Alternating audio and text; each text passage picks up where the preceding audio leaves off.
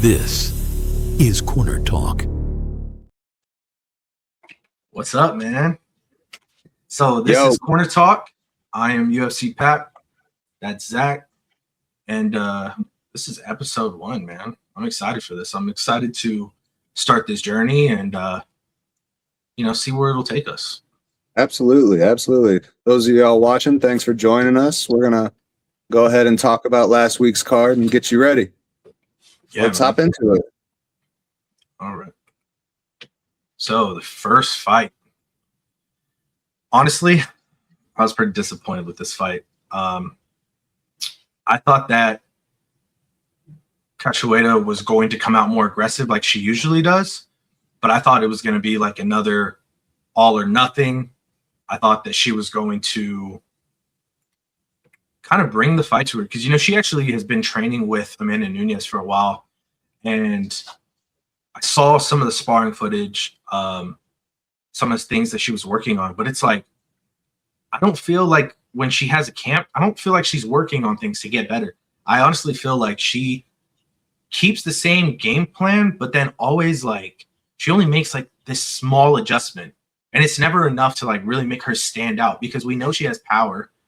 She's knocked girls out before in the UFC, but it's like she's just always falling short.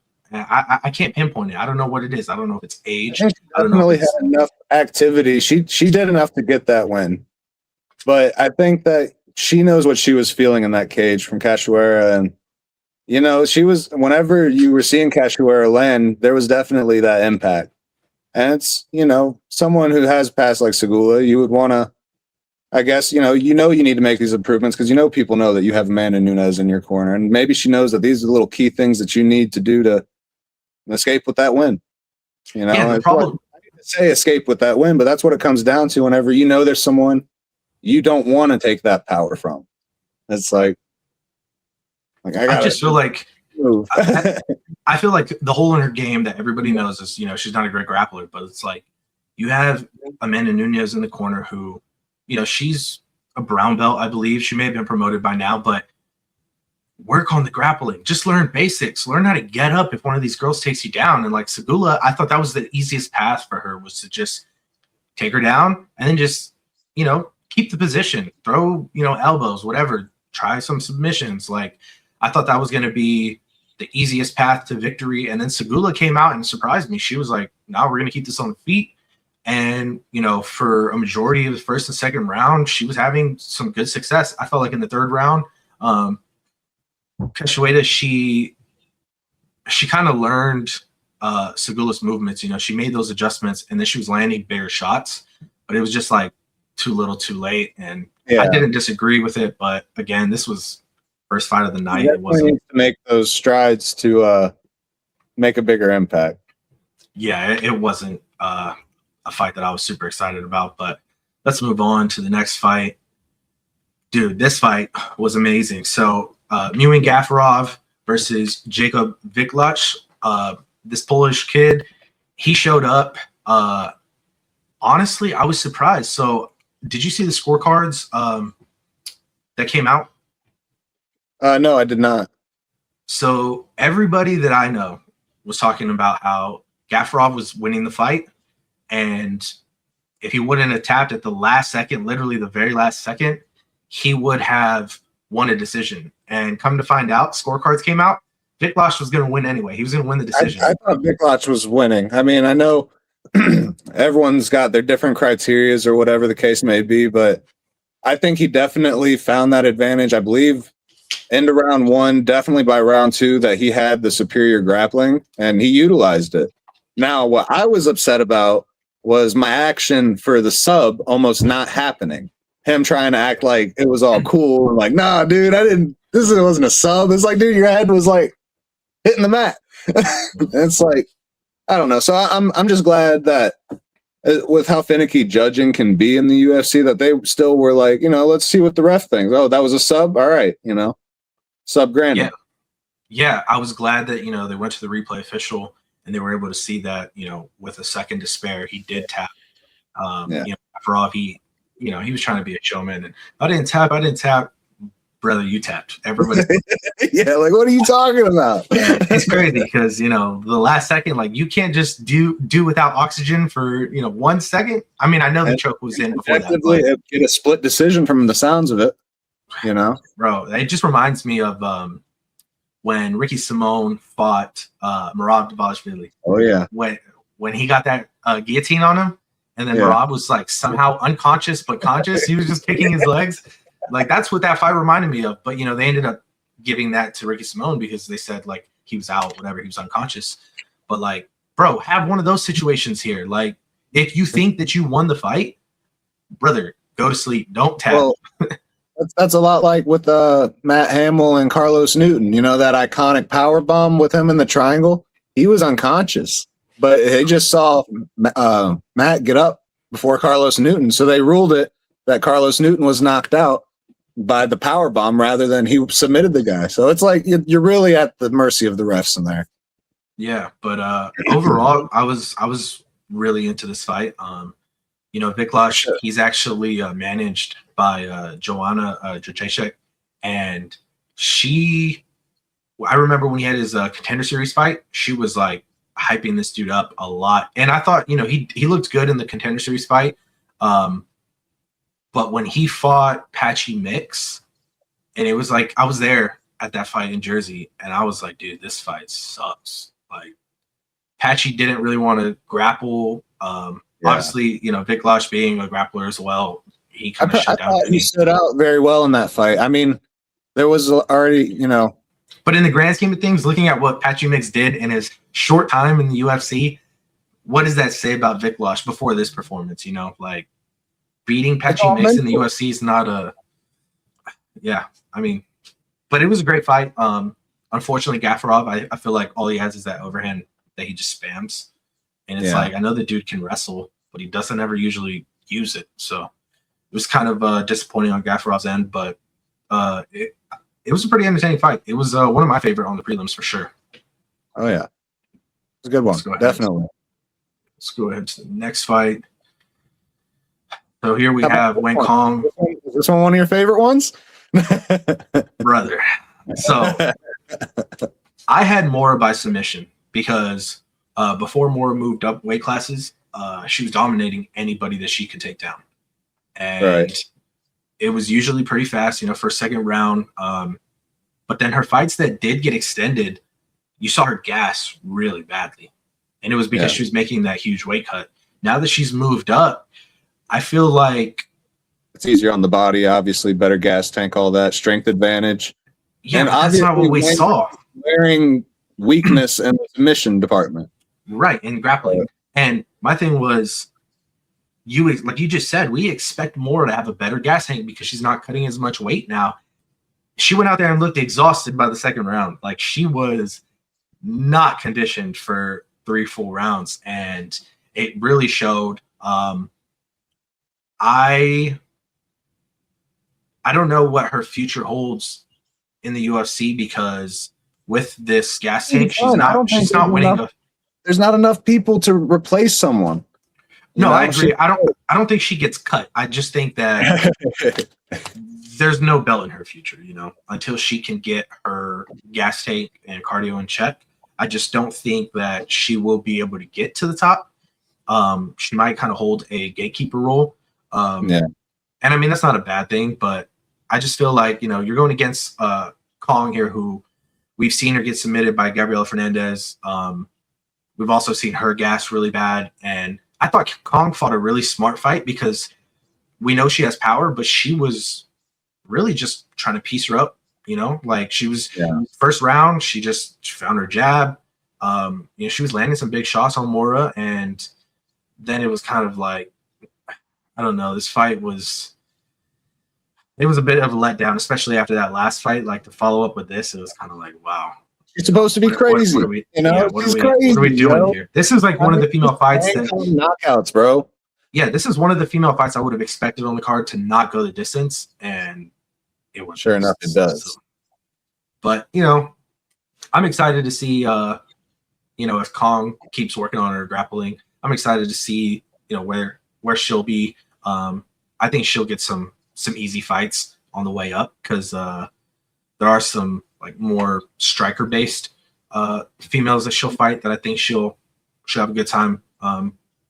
Probably be able to win, get another, flashy knockout or whatever. But yeah, I don't really have too much more on this fight. Well, speaking of not knowing what to do in the UFC, what about Little Basharat? Oh yeah. So is that fight next? Yeah, there it is. Man, Basharat, bro. I don't know what to say about this man. Like, I was really high on him early when he got into the UFC. Him and his brother are amazing grapplers and also strikers. Like, they both looked really good in the striking. And then he fought Ricky Simone and gets flatlined, which, like, before that fight, I don't remember the last time Ricky got a finish. Probably Merab. But to go out there and, like, he was dominating. Don't get me wrong. Round one, they're always some 4-1 favorite. Yeah, like, they're always. And at least I don't think I'd hate them as much when they lose if it was just like, I don't know, a little more realistic. The betting lines make you hate a guy. Yeah, I just feel like against somebody who takes the fight on short notice, like, you should have a better performance. And he did look good early. I won't take much. No, he won the fight. He won the fight. I don't think. But that man was on skates, bro. As soon as Vasquez landed, bro, he was hurt. Like the whole third round, it looked like he was running for the win. He's like, nah, bro, I'm not risking this anymore. Like, you hit me, you got me. Kudos to you, but like, nah, he did not. Yeah, he did not want much with Vasquez. But honestly, I was surprised and impressed with Vasquez because I felt like. Great showing for his short, the best. He was given the tools of opportunity, and he made the most he could with it. He almost beat that guy. Yeah, that's an impressive, performance for short notice and over somebody who's good. Like Basharat, even though he had that last loss or that loss against Ricky Simone, he's still a super tough fight for most people in this division. I thought that Vasquez just showed that he's pretty well rounded. His grappling was pretty good. He was able to kind of, anti-wrestle a bit at times. And obviously, he's a finisher. I was looking at his record before this fight. He had some good knockouts, some good submissions. So I'm excited to see what this kid does in the UFC. Yeah, absolutely. It's it's a little bit like Jakob Viklats, a little bit, in my opinion. I feel like he came up and he fought someone that it was supposed to beat him, and this time he did lose, but you definitely get stopped in situations like that. Right. Yeah. All right, let's move on to the next fight. Here we have Bruna Brazil and Ketlin Souza. Man, you want to start off on this one? Or I can take it. Okay. Oh yeah. I got you. So Bruna Brazil, right? She came out with the same game plan as every other fight. It was so frustrating because she trains with the fighting nerds. I know she joined the gym a bit late. Nobody ever talks about her as a fighting nerd or whatever. But, she has some great training partners and coaches and people to really learn from. And it just doesn't seem like she's soaking much of it in. I mean, like, I don't want to be too harsh on her, but, if you're going to represent that gym alongside Carlos Prates, Kyle Barrio, Gene Silva, Rufy, like, you got to put on better performances. I mean, gym is brand. Yeah, I feel like this was her fight to lose because Ketlin Souza is a tough fight. She got that finish at UFC Noche at the Sphere. She looked really good there. Obviously, she's one of those girls that's just going to pressure you. She kind of reminds me of Jessica Andrade in a way. She just kind of walks you down and is going to throw heavy shots. And that's kind of what she did in this fight. She just kind of was walking Bruna Brazil down, and Bruna, like, she was trying to kick the legs and she was trying to jab, but like the pressure was obviously getting to her. And it was kind of a bore at times because Souza was kind of holding her up against a fence, and Yeah, I can see through this 8 minutes of control time right here. yeah, she just wasn't giving her an opportunity because obviously Bruna, she wants to strike, you know, she wants to throw hands, but like against Souza's pressure, she just couldn't. She couldn't cut the corners. She couldn't prevent Souza from like anytime she would land something that like was of, you know, substance, Souza was just clinching up, push her against the fence. And then there was like 2 or 3 times Makes her where have to reset, throwing her off her rhythm. yeah, there was multiple times where Herb Dean actually broke them up. And like obviously that's not a good luck in the eyes of the judges, but Yeah. Funny enough, so I was pretty high on Souza in this fight. I bet on it. And I actually thought Souza was gonna possibly submit her. And I think there was like one submission she threatened that was like somewhat, you know, of substance. But the biggest surprise to me was that in the first round, Bruna Brazil swelled to like a minus like 1,500 favorite. And Bruna Brazil should never. That stock that the fighting nerds brings you, which I'll definitely speak on this more later with Mikal. But, you know, you definitely need to make those improvements because they have an aura of invincibility about them. You see Jean Silva go out there, bark at someone and knock him out after throwing only 4 strikes or something. That's crazy. See Carlos Proctor knocking out Leon Edwards. That's crazy. Bruna Brazil should never be a minus 1,500. I don't care if she has the girl on life support. She should not be a minus 15. Yeah, she should never be a minus 1,500 favorite. And the moment I saw that, boy, I put like $50 on Souza. I was like, I'm taking advantage of this right now. I put the bet on her.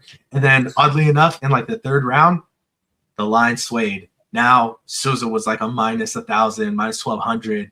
And I just put another like $40 on Bruna Brazil at like plus 800 or plus 900. And I was like, oh, guaranteed profit. Regardless of, you know, who wins, I'm making like 150, whatever. And so, yeah, that was a good betting. Yeah, that was a good betting spot for me. But I don't have much to say about that fight. We can move on. Yeah, me neither. Sorry. Nico Price versus Veretennikov. Yeah, I got something to say about that, dude. Like, I feel bad for Nico, man. He's just like, you know, it's obviously we don't know him, his life, or his finances, or no. That's none of our business. I know he has like 7 kids. Yeah, I mean, you know, everyone's fighting for something at the end of the day. Some are literally fighting. You know, some aren't. I'm not literally fighting, so I can't speak to it. But it's like he has a brand, and he doesn't have to keep taking this damage. In my opinion, I'm not living his shoes. But great display by Veretennikov. Yeah. Funny. Going back to like the whole betting thing, I saw that one of the sports books has a new market where you can bet any fighter to get like the fastest finish on the card. Okay. Bro, I took like 5 different fighters. I only put like $10 on all of them, you know, whatever, just for fun. Yeah. He was like the one fighter I didn't take, Veretennikov, because he's been a decision machine lately. Like the guy's fights aren't super exciting. So I know in hindsight, it's against Nico Price. I probably should have sprinkled something on him. But he can be too tough for his own good. As you still see in that fight, it wasn't like he got knocked out cold and face planted. He got a standing knockout. He was going to keep getting beat if it didn't get stopped, you know? So it's. Yeah, the protest. So that's my problem, right? Going back to the damage you were just saying. I feel like if you're a fighter who is getting beat to a pulp and you get TKO'd and you were clearly out on your feet, and then you're protesting the stoppage, brother, hang them gloves up because it's not a good look. You know, Nico, all credit to him. He's had some good wins in the UFC. But there's no need to take that much damage anymore, man. I think he owns his own gym now. Like, focus on your business, brother. I just don't want to see another situation where a guy takes, you know, unnecessary damage. Like, he's clearly never going to win a belt. This is from a grateful place. You know, we're entertained by their fights. We don't want to see them take damage. You know, it sucks having to show up for a check. I have to show up for a check every day, you know? Right. Well, and, you know, he's not going to touch gold. Like, he's had a decent career. He's made it to the UFC. He's been in the promotion for years. Lived an outstanding life. Yeah, just, you know, take it for what it is, and enjoy your family now, enjoy your kids, and yeah, it's time to hang him up. But on the other side, one man's misery is another man's glory, because Tenkov now he's got to finish. He's got to finish. Now he can start asking for some bigger fights, some better opponents and whatnot. So damn, he threw 31 punches, 20 of them hit.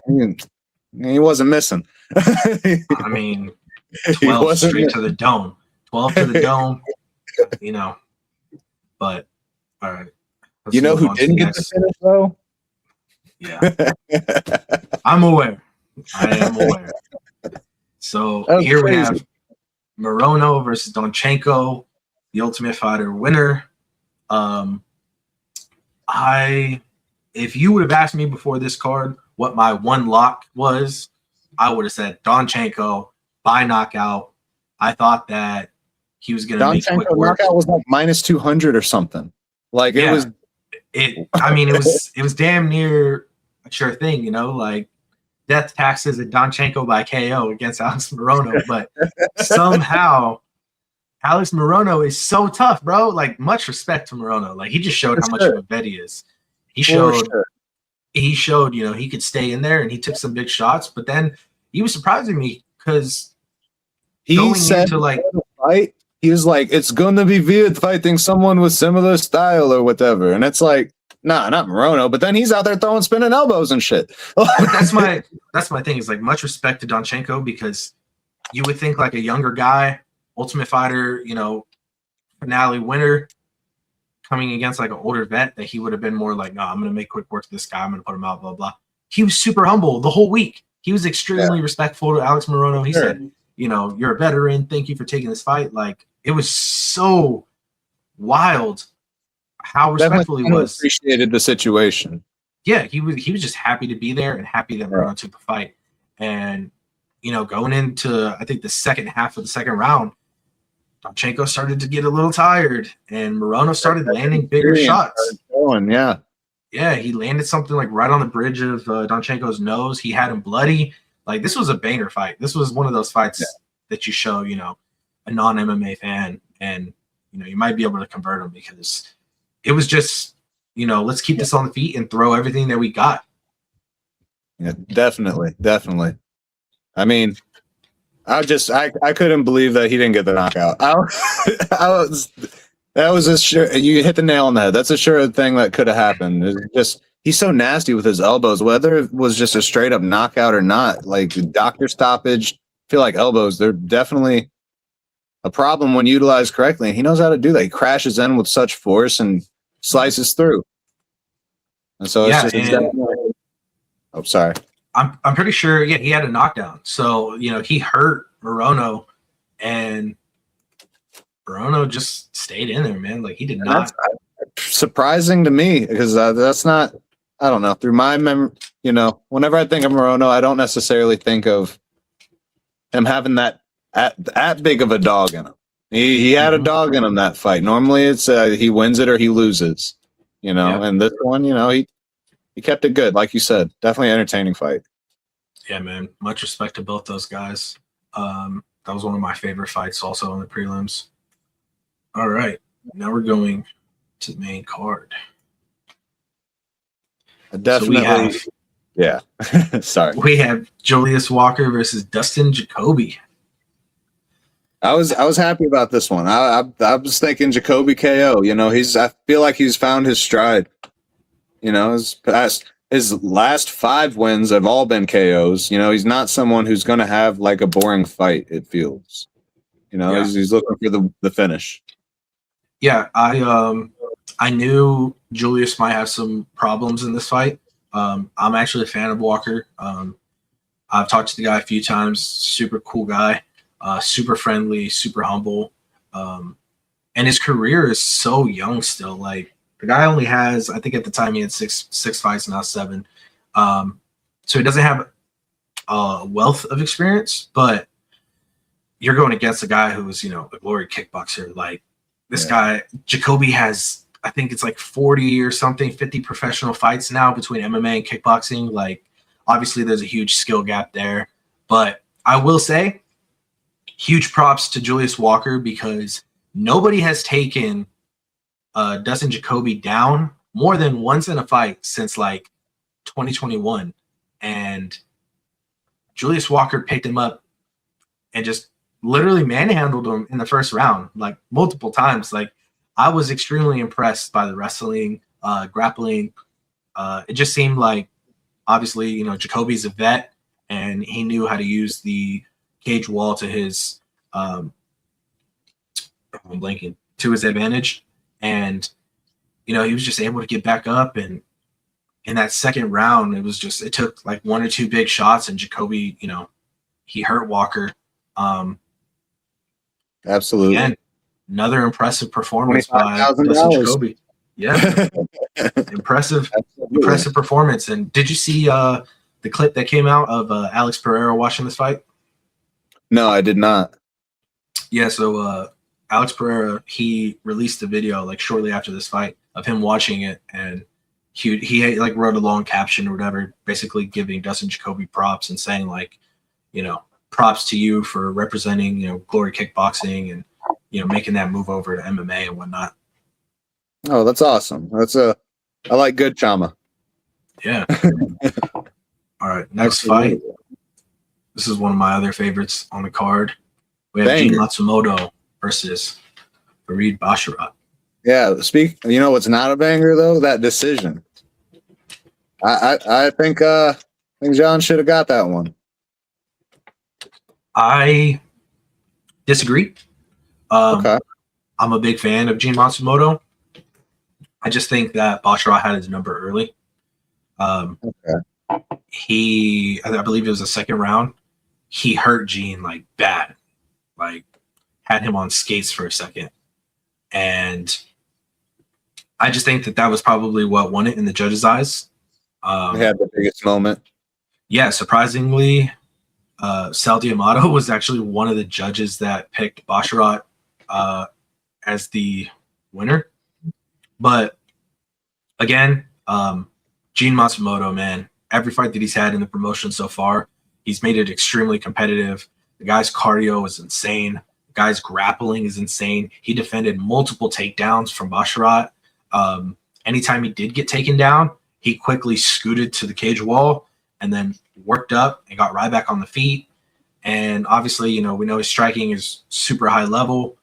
He's got power, and I don't take anything away from this performance from Matsumoto. Yeah. I think that this isn't a loss. It just goes to prove, like, dude, he's one of the best, and he's still super early in his career.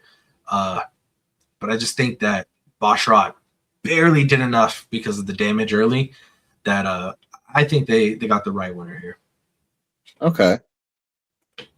All right. I mean, so did the judges. Who am I to argue that one? I feel like definitely looking even at these stats is just kind of, but the bigger moment for sure, which I mean, so I have this theory about like round judging, like, you know, everything can be improved upon. Like, what if like rounds were valued at higher points than if, like, how the PFL kind of, I don't know if they still do it or not, but at one point you would get more points in the tournament if you got a finish, and you'd get more points if you got a finish earlier on in the fight. So it's like, what if, and I obviously just spitballing, I don't have any refined idea of it yet, but like if round one wasn't as valuable as round two, because everyone's a good fighter in round one.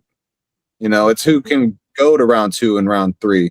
And so it's like with the other Basharat fight, you know, if he would have, you know, round three he could have won that fight because he had more dog in him, essentially. If there was some way to judge that. And it's like, I don't know, it's just fun to think about whenever you think about these close fights like that. You have two, you know, well, not undefeated, but one undefeated, one barely defeated fighters going against each other, hot prospects. It's like, it's fun to think about that whenever it goes to round three, how that can change the dynamic. Now you need a finish. Yeah, I actually hate like the point system that PFL does, just because I feel like, you know, using that logic, if we're fighting and in the first round I just land a clean shot, right, and I drop you, but then the rest of the fight, let's say you're a superior wrestler and you just take me down and you're just holding me down, landing little pitter-patter shots, Well, no, You're you gonna gotta stand it up, man. I'm glad the UFC taking these steps, man. But if you're the wrestler, you don't want that. If you're the wrestler, you worked for that takedown. You earn that takedown. There's a difference between stalling and effective grappling, and that's not what a lot of people do. Yeah, but that goes back to like, Chimaev versus DDP. Right? Yeah, but it goes back to Chimaev versus DDP. Like Chimaev was doing just enough damage to not get stood up. Like, he had him in the crucifix and was, he was landing little shots. But stand that up. I don't want to see it. DDP should have. Hey, DDP should have. I get it. No, I'm just kidding. but yeah, I just feel like the problem with the judging currently is just that, the judges. You might have a mixture of judges. Some judges that come from a boxing background. Yeah, you never know what someone's seeing. So half of these people don't even know what like jujitsu is. Right. So, sorry, my dogs are going crazy now. No, we love puppies around here. So yeah, it just goes to having judges that they have different backgrounds, and one judge might prioritize striking versus a judge that might kind of lean towards grappling a bit more. So, I don't know. I love grappling, but I'm gonna grappling or striking. All right, so now we have Mikhail Olejniczak versus Marc-Andre Barrial, power bar. We were talking about Fighting Nerds earlier. What do you think so far of Olejniczak going to Fighting Nerds and how he's looked since he's been training with them? I think it's been a good it's been good for his career, definitely. I mean, he hasn't gotten a loss yet from it. And the biggest thing is, I think, like Bruno Brazil, he needs to focus on the right things. He was getting power barred, apparently, which that's a funny narrative now, because I don't ever remember that being like his thing. I felt like I actually remember Fluffy dragging him into waters and making him gas real bad in like round 2 or something, and before getting a finish. So it's like, I don't remember cardio being like what was weaponized of him. I always think of him being like chinny a little. And so it's like big props to him going the distance. I think Mikhail, he's had enough fights to know that his gas tank, or it's just his holes. Mm-hmm. And granted, he didn't get wrestled this fight, but I think he better be glad he didn't and catch no Bruno Silva elbow or nothing. Yeah, I felt like Olejniczak is more of like, if he doesn't get you out in the first round, I think it demoralizes him. I feel like he relies on that power that he showed so far, and if he can't put you out, he's just kind of like, damn, what do I do now? Like, what am I going to do against this guy because I can't knock him out? And I feel like the main thing that can attest to that is that he kept spamming the same like 1-2, or he would just spam like the right hand, and he was just constantly throwing the same thing. More than that, he's known this is what works for him. Or he was going to the body, and it was like he got to the point where Power Bar knew he was just gonna throw a hook to the body, and he was just putting his elbow down and then bam, blocking it. And like over, the whole second round, it was just like, bro, you're not doing anything to his body, because Power Bar was just in there, focused, and he was pushing a pace in the second and third round. Like, he started walking Olejniczak down, and I don't know, man. Like, I was a little worried. I thought, maybe the judges might give it to Power Bar, but I still felt like, but no, he was starting to have. I wouldn't necessarily say I thought that it was slipping from McCall at all. I think that the fight was in his grasp the whole time, but he was definitely having. Yeah, it's a fight. Anything can happen, and it sure as hell was feeling like he's about to be on the wrong end of it a few times. He was getting pieced up late. Cardio, I guess. Yeah, like late in that fight, he was getting pieced up, and I was like, oh man, like if Power Bar comes back and gets a finish here, like that's a terrible look on Fighting Nerds after Bruno Brazil just lost. But yeah, a little bit. He stayed in there, he did what he had to do, and he got the win. I can't criticize him too much. But overall it was a decent fight. It wasn't terrible. Let's move on. That was a terrible fight. This fight, dude, cut him with the machete, like his head off. I don't even want him to touch any UFC gloves again. No, I'm just kidding. No disrespect, but he's very talented grappler, not talented mixed martial artist. It feels. Mm-hmm. Yeah, sorry. My takeaway though, I just felt like Almeida needed a statement win here. I felt like after being re-signed, or I don't know what the whole situation was. I don't think it was that he was ever actually cut. I think it was more so his contract was up. He had to negotiate a new contract, and then like they were in limbo for a bit. So he kind of like wasn't on the roster, but he kind of was on the roster. But obviously, like, man, the Derek Lewis fight was terrible. Now we got the terrible Volkov fight. And he's too scared to ground him down. If he, oh my God, with how the heavyweight division is, if he would just utilize his position, he can get the position. He's so big. He was throwing Curtis blades around like he was nothing. He could get the position on anyone in that division pretty much. Until he got elbowed on the side of the head, and then that changed things real fast. I was on blades that fight, so I was nervous up until he started elbowing his head. I was like, oh, you're throwing him. It's like if he would utilize the ground and pound, he would be a total contender. But he's scared to lose that position. So he does work submissions that he won't get. Mm-hmm. I think it comes down to that he's not confident in his striking. Like I think that's just the problem. I think that's why he moved up to heavyweight, honestly, in the first place. Besides, not having to cut a bunch of weight. The other thing is like, you have better strikers, maybe.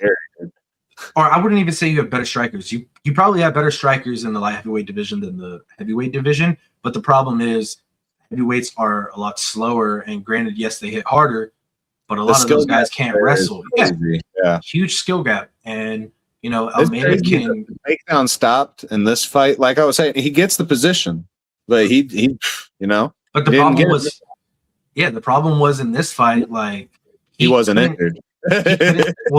He couldn't take Kuniev down, and Kuniev, also a good wrestler, grappler. He was able to kind of use that as his game plan, and Almeida was just stuck on the fence. Yeah, he was just on the fence, like trying to protest and act dramatic and like, put up his hands and like roll his eyes. But it's like, brother, you gotta fight. Like he didn't want to fight. He threw. I don't know if that's fighting what he does when he's in that ring. I just know I don't want to watch it. Yeah, I mean, I'm an Almeida fan. Like, I would say I was an Almeida fan before the Volkov fight, before the Derek Lewis fight. His resume looks insane. His resume looks insane. He has mad finishes, but it's like anytime it's time for him to step up, he falls. Yeah, this was supposed to be a big moment for him. This was supposed to be like get the finish over a PFL guy, and we'll kind of look past your past performances that were pretty lackluster. And what does he do? He goes out there and another lackluster performance against a PFL guy.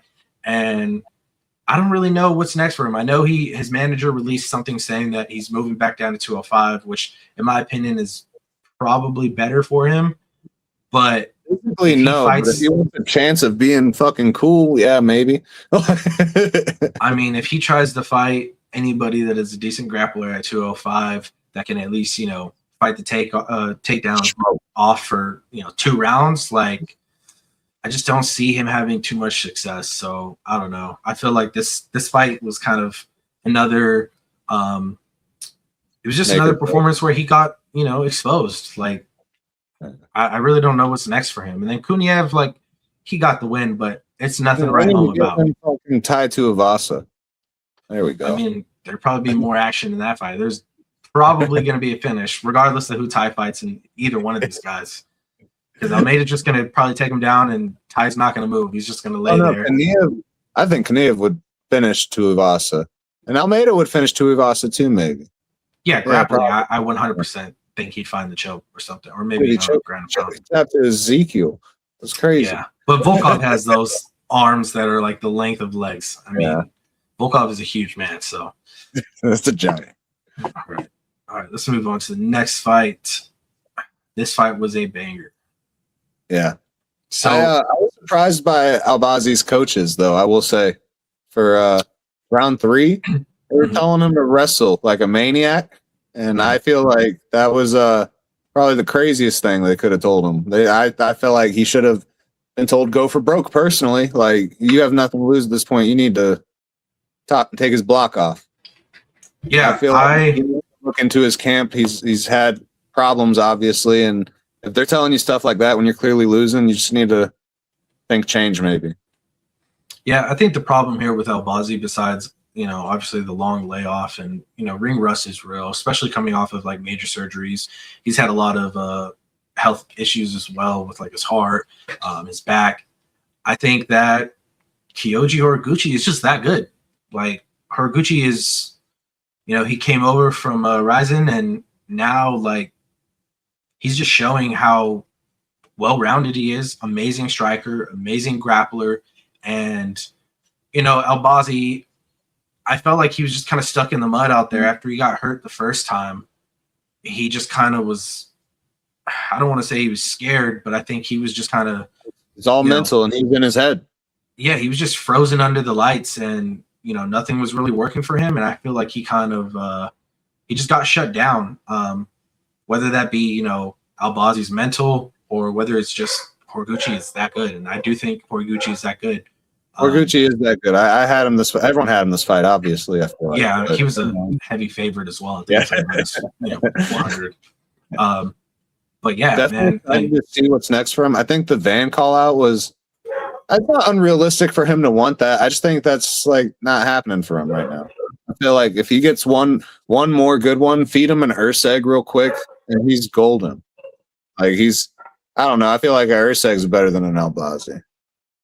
If you're going to make a title fight argument. Yeah, I feel like Horiguchi, there's probably still like a fight or two before he, fights for the belt. I don't even know about 2. He probably has 1. So good right now. That sounds so good. I think Van loses, honestly. If Horiguchi fights him, I think Horiguchi wins. I'm not sold on Van. Like, I like Van. I think he's an entertaining fighter. But somebody like Horiguchi, who's a high-level striker and will be able to implement grappling, like, I think he's going to give Van problems. And honestly, I hope he does get the Van shot. And if he wins, I would love to see Pantoja come back. I love Joshua Van, man. He's great for the division. I was scared when Pantoja got the belt. It's like, what's next for this? He was the dark horse. He was the one who, he's wiped out this division. He wiped out the division before he even got the belt. I hate that situation. Because then it's like, all right, so now you got to beat someone 4 times or go become a double champ now or something. And it's like, Joshua Van was a breath of fresh air. And I mean, love Pantoja. Definitely love the Toj. But, this is good. This is good. I'm excited for flyweight. I would love to see the Cop fight. Cop is, you motherfuckers, he's awesome. It was an impressive performance for sure. And I was even more surprised to find out that he broke his hand in the first round, and he still, put belt to ass. Like, yeah, he didn't let that phase him one bit. You couldn't even tell in the fight. Like, yeah, the guy's, his ceiling is insane. But speaking of which, the breath of fresh air, Horiguchi is definitely still that. Yeah, man, he's gonna have some success. I do think he touches gold before he retires in the UFC. Yeah, I can only imagine that's the whole reason he came back. Yep. It's like guys like that, you've already made he's a legend already. It's like that's the one thing he hasn't gotten. He unfortunately had to be there when Mighty Mouse was. So, yeah. All right, next fight. So this is the main event. So this fight, I thought my initial prediction was probably that Oliveira was going to either find a finish quick, or that what happened was going to happen. I thought Bautista was just going to be able to use the wrestling, the grappling advantage. Decision. Did you? Yeah. I knew it wasn't going to go to decision because Oliveira, the gas tank, the cardio, it's just not really there. It never really has been. He's showed that, in 3-round fights, he's getting tired by the second round. And you're going 5 rounds against Mario Bautista. Like, I didn't see it going to a decision. I knew this was ending inside the distance, and I was leaning more towards Bautista, maybe getting full mount and ground and pounding or something like that. But I was impressed, man. I had some harsh takes against Bautista early on, I thanks would to the love to see Aldo that fight. Sanhagen rematch. That was a great Yeah. call out. I think it's anyone trying to, and I personally, I would rather see O'Malley Sanhagen if I'm sitting for my next Sanhagen fight. I think that's the one to make. But it seems like they're wanting Jan O'Malley, or probably after the Merab rematch. So if we need to kill some time with a Bautista Sanhagen rematch, I'm all for it. Yeah, I love that fight too, because Sanhagen's crazy. yeah, I do think that, obviously Bautista's not going to fight O'Malley unless, it's for a belt, because they've trained together at MMA Lab. But I think that, O'Malley probably isn't going to fight Corey Sanhagen. After that beating that Merab put on Sanhagen, I don't know. I know a lot of people are excited to potentially see Sanhagen and O'Malley, but I just think, give O'Malley Jan again, so that way, he can right the ship. If Peter Yan is the better fighter, because people said, if they do. I hope Jan gets it. Yeah, people said, the first fight was a robbery. Let's see the rematch. Let's see if it goes different, I think in a 5-round fight, it definitely goes different. Yeah, I think it's going to be exciting. Neither guy's going to really wrestle. It's just going to be, super high class striking with Sean. That gut punch at the end. Sean, he was in control that whole fight, undeniably, but he was also getting tired, undeniably. Yeah. Now I don't. His biggest moment was the shot that he landed. Yeah, his biggest moment was that shot that he landed on O'Malley, and he rocked him. I think O'Malley said that's the hardest he's been hit in the UFC so far. But a majority of what I remember from that fight was just what you were there for. I'm talking about O'Malley and Jan. I gotcha. Yeah, I felt like O'Malley just was landing. He had the biggest moment in that fight. So a 3-round fight, he would win. I think he did win that fight. The Jan one. I think in a 5-round environment, that does not. I don't see that going well for O'Malley.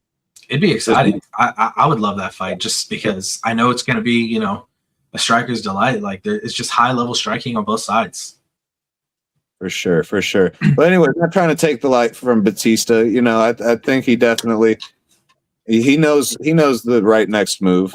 And Sanhagen, I think he knows that this is the kind of fight that would get him back in contention. So I would bet that's the next one that happens for him. Yeah, I think so as well. It makes the most sense, honestly, if Merab does come back, or if the UFC pushes for O'Malley. And then what's Jan. Next for Vinicius? A little. He's going to be gone for at least 6 months with the broken arm and whatnot. Hopefully, he takes that time to. Oof, that's a tough one. I think Peyton probably wins that, but I do think Vinicius will still have more success in the UFC. It's just, if you give him somebody who's a really good grappler or wrestler, I think that he's just going to get exposed again for having a shitty gas tank and not having the best grappling skills. Yeah, definitely. But he's still exciting for sure. Definitely glad he's here. Yeah. This was a good fight. I was excited for it. I was disappointed to learn that he was injured going into it. But can you imagine how upset we would have been? I don't know. We're always going to be upset. We're fickle, but we would have been upset if the fight got canceled. Now our main event is, what was the co-main? Yeah. The co-main of this card? Yeah, sorry, I got Kyoji. It was Kyoji versus Almazi. I guess that wouldn't have been the worst main event, but I don't know. I definitely would have been bummed if this fight got canceled. Yeah, for sure. But yeah, props to Mario Bautista, and I'm sure he's going to get another big fight, probably against Sanhagen here soon. Yeah, let's hope so. But let's talk about some MMA news or. Absolutely. So the injury news, we got Aspinall. Apparently, he's finally gotten some surgery done on his eye. Hopefully, he'll be able to come back to defend his belt rightfully. Yeah, we'll see about that. I was a huge Aspinall fan, honestly, and I love Aspinall, but it's unfortunate how these events are going, for him. It's definitely all matter of perspective, and unfortunately, the perspective right now isn't great for him. They just think because he refused to continue, which I can't say I wouldn't. I want to fight blind, especially against Cyril Gahn. That's insane, you know. And it's just because he had a bloody nose. So they're a matter of perspective. He was just like a few shots under Cyril Gahn for total strikes landed. It was a good fight, and in that division, that a couple of strikes can really make a difference. So I wouldn't say he was getting dog walked by a Gahn the whole time. He was going forward. Personally, I didn't like the way it was going. As an Aspinall fan, I think Gahn was going to potentially get it, but it's good to go ahead and get this story just underway. You got your surgery now. All right, let's run it back. And hopefully you made your adjustments you feel necessary. Yeah, I'm hoping they do run that back in the near future. I don't want to wait too long, especially because all the shit that Tom Aspinall talked about, John Jones holding the belt for a while and not fighting. And no, it's definitely added clarity to that subject, I think. Yeah, I think we'll probably, we'll definitely get that fight here soon. Hopefully he heals up fast. Another thing I saw that is interesting, John Jones was recorded on Metaglasses saying that he has terrible arthritis in his hips and that he doesn't want to wrestle against Daniel Cormier. And Daniel actually came out and said that he's thought John Jones was hurt for a while. And he said that I don't think John Jones has anything left, that he should retire for good. And I'm pretty sure John Jones came out and pretty much said the same thing. And then there was that video of him running like Dave Portnoy the other day. So, I mean. On the field. Yeah, that was kind of embarrassing. I'm like, bro, you're probably the best, combat athlete in the world. Your brothers are professional football players. No, just kidding. Don't kill me, John Jones. Anyways, so Shavkat's knee, apparently Buckley thinks that he should just be cut altogether because of it. Something along those lines. I briefly skimmed something along the lines reading that. And it's he pretty much just said he's upset with his division. He thinks that there's a lot of people at welterweight right now that aren't active enough, and namely the champion. Yeah, I mean, well, he just won the belt. We got to give Islam some slack, man. He just won the belt in dominant fashion. They were like, "Hey, you're not cutting weight. You're going to fight more often now, right?" And he's like, "Yeah, sure, yeah." I don't think he has much left. I think he has maybe 1 or 2 fights, and then he retires. He's smart. He's got a legacy now. Yeah, he has nothing left to prove. He's him. But padded history. Whatever. And talk of another day. Whatever. But Shavkat, I think I don't know if it was him or the UFC that made the call, obviously, but I do think that dropping out of the rankings because he's going to be out even longer, it was respectable, That's a great look for him. Yeah, give these other up-and-comers, an opportunity to fight for the belt, and why hold it up if, you're not going to be fighting for a while. Ian Gary is out here, in training camp now. That fight hasn't been announced yet. Nobody knows who he is fighting. And Carlos Prata has also started training camp. So I'm excited to see what the UFC announces between those two, because I do think that. What if they ran it back? No, I don't think they're running it back. I think that that'd be crazy. I think that Ian Gary is probably fighting Jack Della Maddalena, and I think that Morales is going to be. I think Morales is going to be fighting Protez. I think they're going to make them both fight one more time. Yeah. And then, that gives, because Islam is about to go through Ramadan, so obviously a training camp right now is not ideal. Why hold up the division, have these guys fight, see who the number one contender is, and get it cleared out.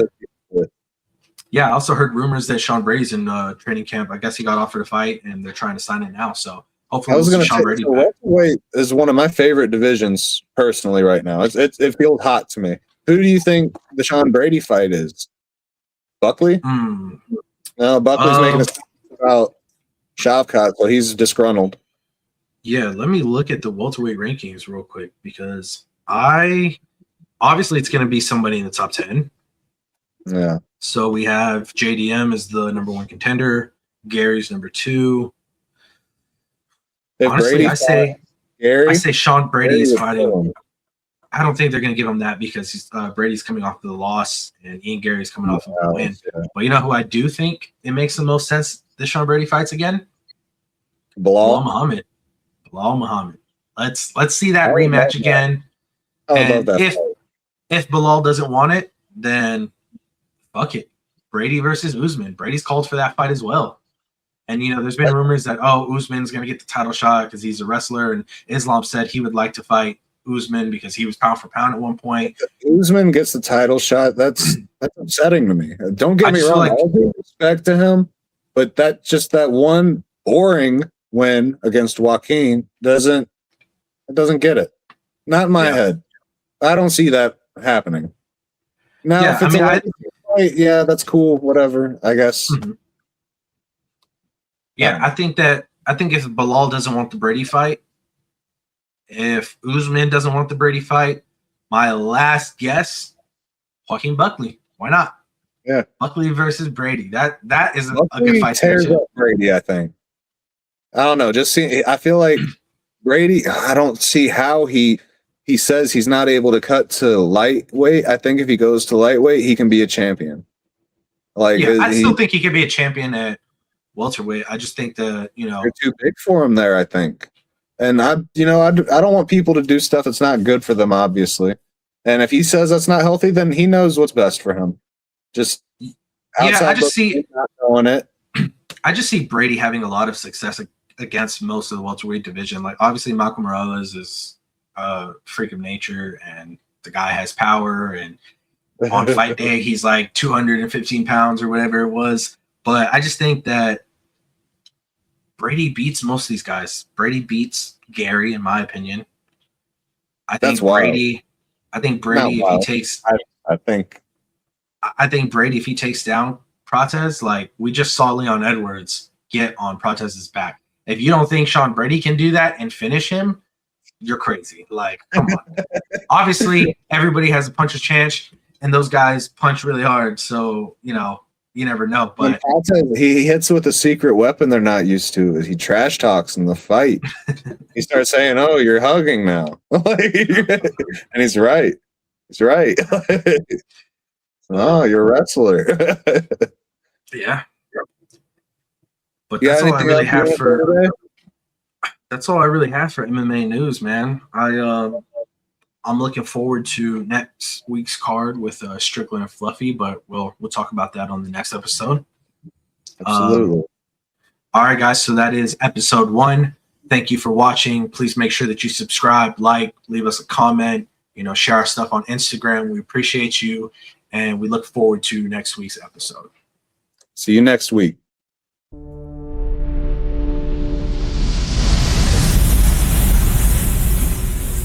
This is Corner Talk.